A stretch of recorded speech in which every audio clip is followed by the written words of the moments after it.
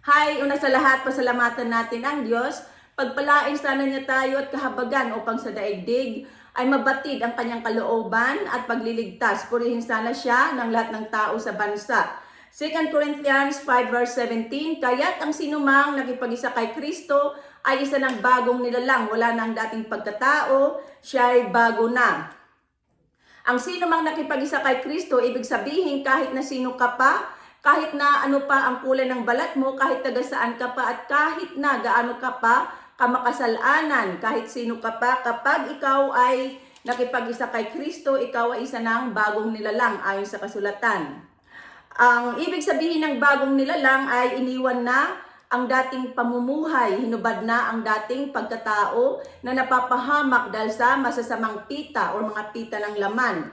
Nagbago na ng pag-iisip, nag-iba na ng pamumuhay at ang makikita sa kanya ay ang bagong pagkataong nilikhang kalarawan ng Diyos, kalarawan ng kanyang katuwiran at kabanalan ayon sa Ephesians 4 verse 22 to 24. So yan ang ibig sabihin ng bagong nilalang, tinaligdan na ang mga gawain ng laman, ang mga pita ng laman.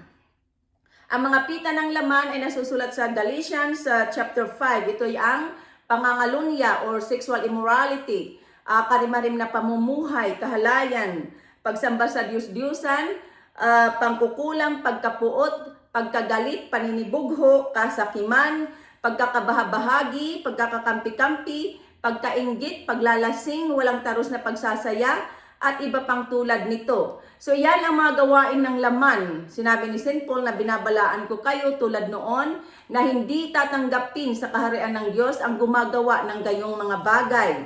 Ang nakipag-isa kay Kristo ay hindi na makasanlibutan tulad ni Jesus Christ na hindi siya makasanlibutan ayon sa John 17 verse 14. Okay, ang ating pagbabago, ang ating pagiging bagong nilalang ay hindi ito mula sa atin. Ang Diyos ang gumagawa ng lahat ng ito sa pamamagitan ni Jesus Christ ayon sa 2 Corinthians 5 verse 18. Ang pagbabagong ito ay hindi nangyayari kaagad, kundi unti-unti tulad ng sinasabi sa 2 Corinthians 3 verse 18 na unti-unti tayong binabago ng Diyos sa pamamagitan ng Espiritu Santo hanggang tayo'y maging maningning, hanggang sa maging mistulang kalarawan ng Diyos.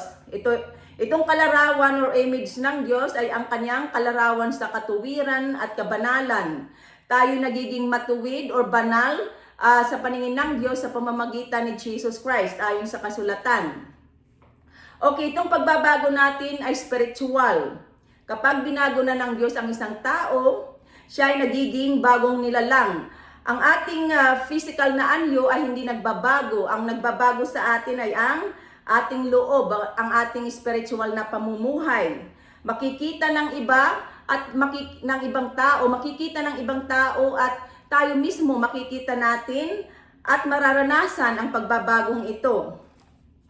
Okay, itong pagbabago din ay nagsisimula sa ating pagsisisi o repentance upang tayo patawarin ng Diyos tulad ng sinasabi sa Gawa 2 verse 38. At kailangan din ikumpisal natin o pahayag natin ang ating mga kasalanan upang tayo maging malinis. Sinasabi sa 1 John 1 verse 9 na kung ipahahayag o ikukumpisal natin ang ating mga kasalanan, maaasahan nating ipatatawad sa atin ng Diyos ang mga ito at lilinisin tayo sa lahat ng ating kasamaan sapagkat ang Diyos ay matuwid. Tayo nililinis ng Diyos sa pamamagitan ng dugo ni Jesus Christ ayon sa 1 John 1 verse 7. So para tayo maging bagong nilalang, ay nililinis tayo ng Diyos. Nililinis niya ang ating mansa o dumi ng ating pagkatao sa pamamagitan ng dugo ni Jesus Christ. Pagkatapos tayong linisan ng Diyos, ang ating masuwaying puso ay gagawing masunurin. Bibigyan niya tayo ng bagong puso at bagong espiritu dahil nga bagong nilalang, di ba? So, bibigyan na tayo ng bagong puso, isang masunuring puso. At bibigyan din tayo ng Diyos ng kanyang espiritu mismo, ang Holy Spirit, upang tayo'y makalakad sa kanyang tuntunin at masunod nating mabuti ang kanyang mga utos. Ito ay nasusulat sa Ezekiel 36 verse 24 to 36. So dahil nga bagong buhay na tayo, bagong nilalang, wala na tayong gagawin, kundi sumunod sa mga utos ng Panginoon hanggang sa kanyang muling pagbabalik o hanggang sa lisanin natin ang mundong ito. Okay, pag nagbagong buhay na tayo, hindi ibig sabihin na hindi nangangahulugan, hindi na tayo magkakamali. Magkakamali pa rin tayo, ngunit ang pagkakamaling iyon or ang pagkakasalang iyon ay hindi na hahantong sa kamatayan o sa impyerno. Sinasabi sa 1 John 2 verse 1 to 2 na mga anak, isinusulat ko ito sa inyo para hindi kayo magkasala. Ngunit kung magkasala ang sinuman, mayroon tayong tagapamagitan sa Ama. Ito ay si Jesus Christ ang walang sala. Sapagkat si Jesus Christ ang handog sa ikapagpapatawad ng kasalanan natin at mga kasalanan din ng lahat ng tao. So ang pagkakaiba ng nagbagong buhay na at hindi pa, ang nagbagong buhay na at nananalig kay Jesus Christ, pag nagkasala, mayroon tayong tagapamagitan o lumuluhog para sa ating sa Ama upang tayo'y patawarin. Ngunit ang mga hindi pa nagbabagong buhay ay wala silang tagapamagitan or walang lumuluhog sa kanila sa Ama, kaya't sila'y nanganganib sa kapahamakan, nanganganib silang mapahamak.